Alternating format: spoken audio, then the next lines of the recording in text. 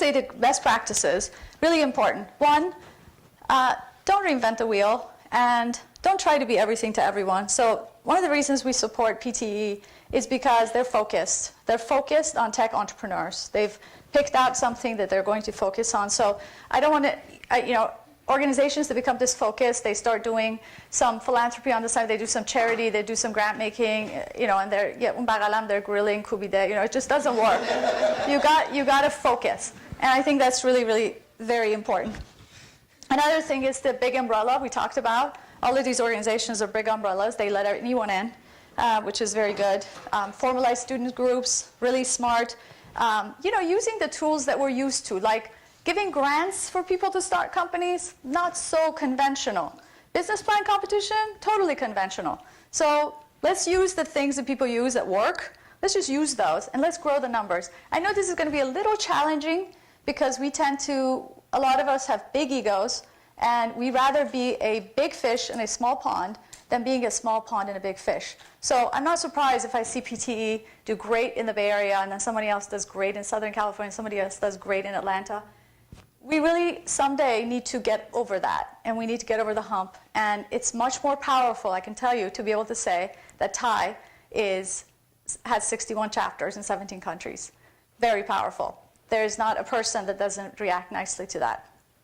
To be fragmented, not so much.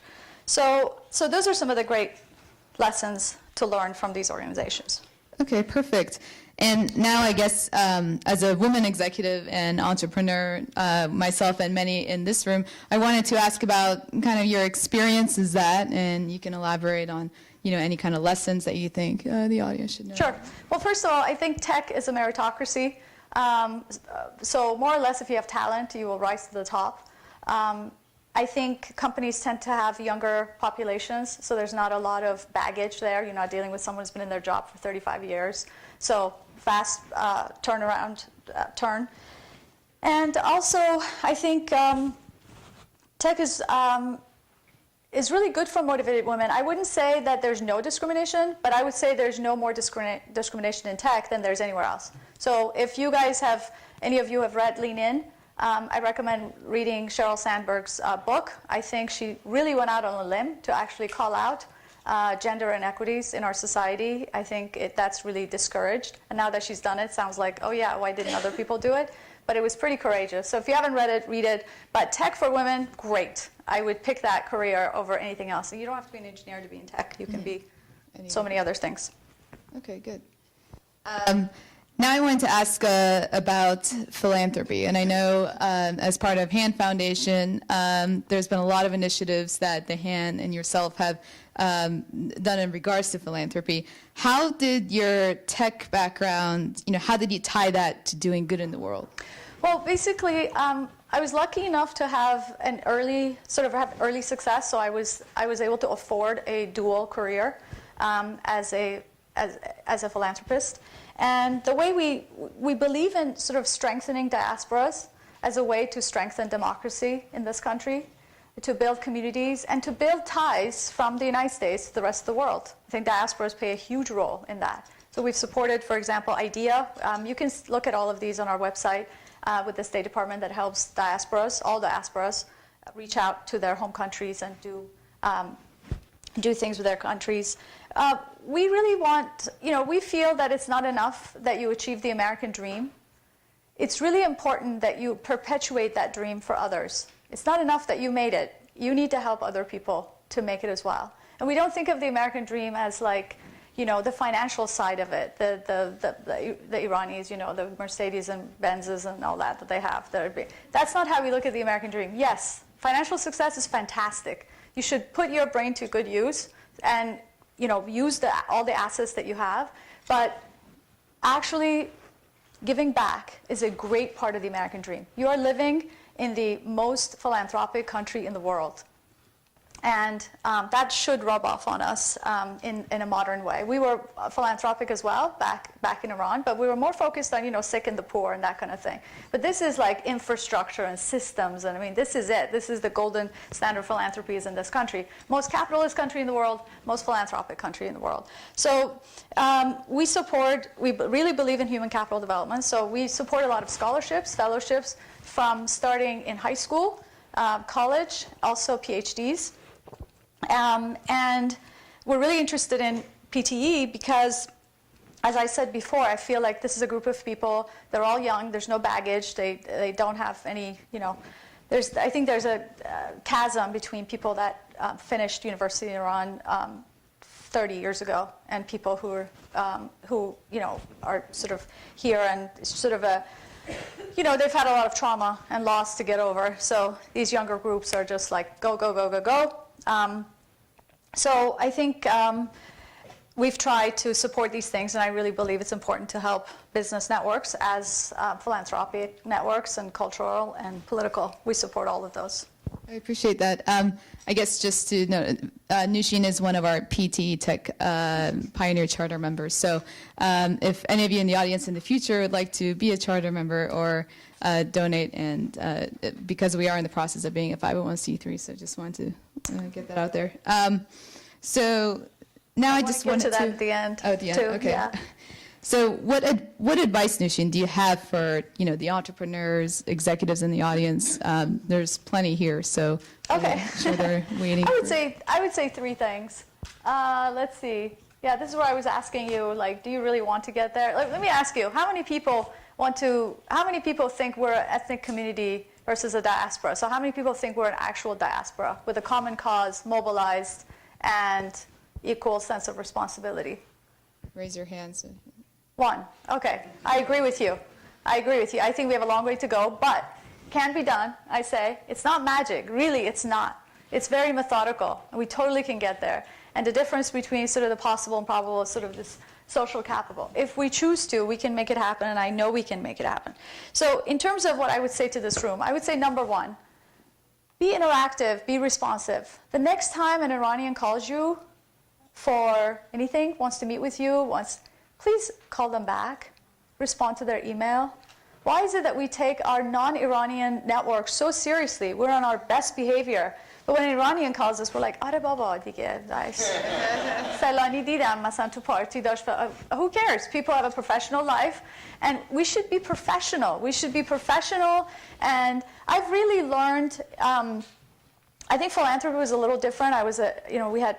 I worked with Parsa for 7 years. That was a little different. I feel that, that people kind of give you $10 and they kind of own you. But I think in this professional setting, I have had very little bad experience. I've had almost no bad experience. Someone will write to me and say, I want to meet Mr. Khaledi, who has his own grocery business and wineries, whatever, because I'm doing an internet grocery business. Can I talk to them? I go to Mr. Khaledi, I explain. He says, yes, I will. I give the phone number, they talk. No one's really abused it. No one showed up in front of the winery and asked for free. I think we're doing well. I think it's time that we not be afraid to open ourselves up to our Iranian counterparts and really take that phone call, be candid. If you don't like the idea, just say, hey, it doesn't work for me, can't put money in this, don't like this, or have you thought about this, have you thought about that? Come in here, I want to talk to you for 10 minutes in person because I want to tell you what doesn't work, or do you have time? Spend the time with your Iranian compatriots. It pays off.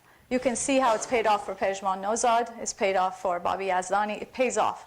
You have a great asset. So I would say number one, please pay back. And also for the people that are seeking advice, think a little bit about building equity with people before you ask them for something. So just calling totally out of the blue, and it's like, hey, do you have 2 hours to spend with me? Let's go on a bike ride because I want to, pick your brain. Is not exactly an exchange. So think about an exchange. What's the right exchange? Hey, I've done this research. It's really interesting. I'd love to share my research with you and get your ideas. Or if you can do something for the person first, do that. Build some equity, then cash in. The next thing I would say, the next piece of advice is mentorship.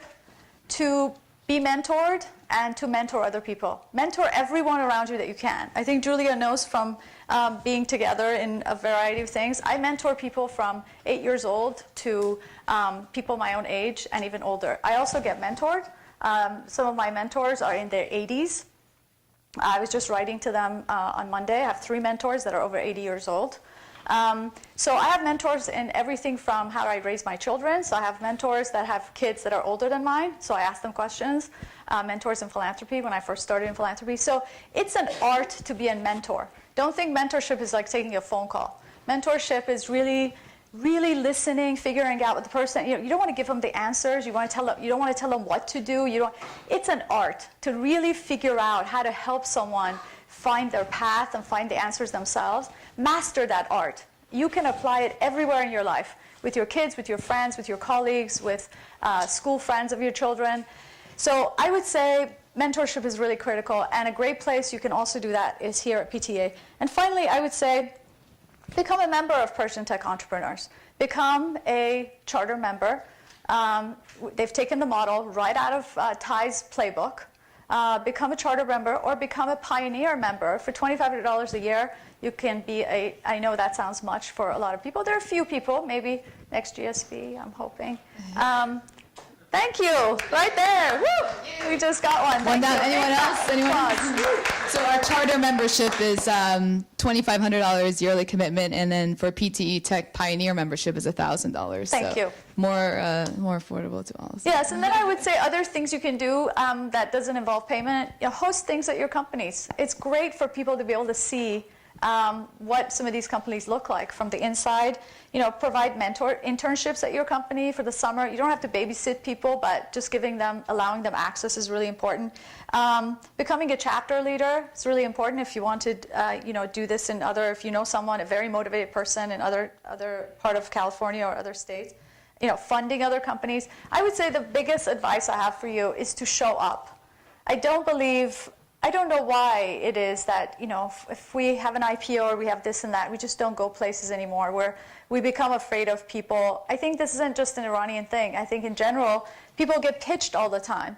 But I feel like if you've had a successful IPO, if you've had an exit, now you have a duty to take someone's call. I feel like you ought to take their phone call. In fact, you've made it. So you know the path. You went through the process and you exited. Therefore, you know how to exit. So please take that call. Please show up to the meetings. Please show up to PTE. When you go to an event like this, don't just stand outside and chat. Come in here and listen to, it takes so much work to put stuff together as organizers. Appreciate that, put back into that, come and speak, offer help. I would say that's really my most that I can say.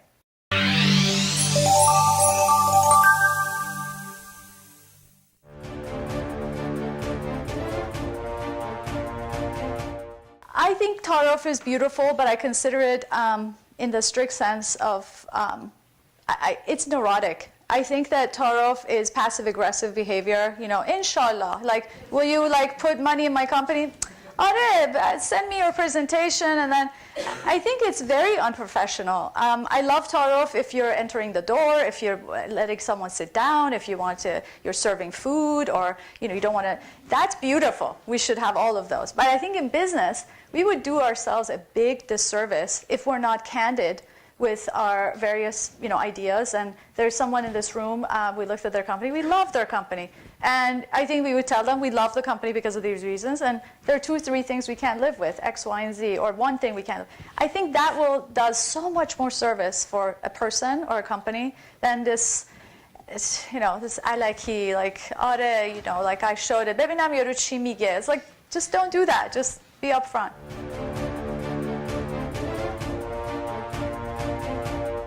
I think one of the biggest factors in how we will do in this country is the sanctions, whether they get removed or not. We have to move from axis of evil just to be another entitled citizen of the United States. We shouldn't be considered suspect or not trusting, or people shouldn't wonder whose side we are on. And we shouldn't be afraid of being fully American and fully Iranian. I think any strategy that puts us as a win-lose opportunity, either favoring the United States or favoring Iran, is a bankrupt idea. It's not sustainable, and it's not natural. It doesn't make you happy. because really we were born there, some of us born here. But we also love this country because it's given us all the opportunities, all the freedom, all the meritocracy, free markets, everything we've wanted. So I think we really have to pursue a win-win solution. And I think if the sanctions are removed and we're able, without stigma, to invest in Iran, to work with people inside Iran, we should not think about, the leadership will change. You should think about the people of Iran with all the beautiful capacity for technical aptitude, for culture and everything else. So I think that's a big factor. With regards to political power, I would say one of the mistakes that we make is that we always think our entry point is the Congress of the United States. Our entry point should be school commissions and as local mayors of little towns and city commissions and judges, local judges. I've written a lot on this. If you're interested, I'll let you have it. But there are tens of aspects of political participation, all the way including volunteering for these armed services, et cetera. So I think we should think about the low steps that actually put you in Congress eventually. But of course, I'll bring up Indian Americans again. 2 governors out of 50 are Indian American. Pretty astonishing. Think about that. And I can talk to you more about that. So my projection is we're doing great. If the sanctions come off, if that stigma comes off of us, so we're not afraid of being ourselves and being free and open and all of that, I think it will remove a lot of obstacles from us. I think we'll be freer, we'll work together more, we'll trust each other more.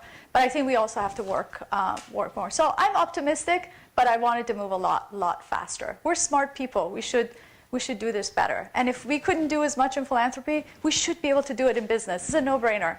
We should do it here.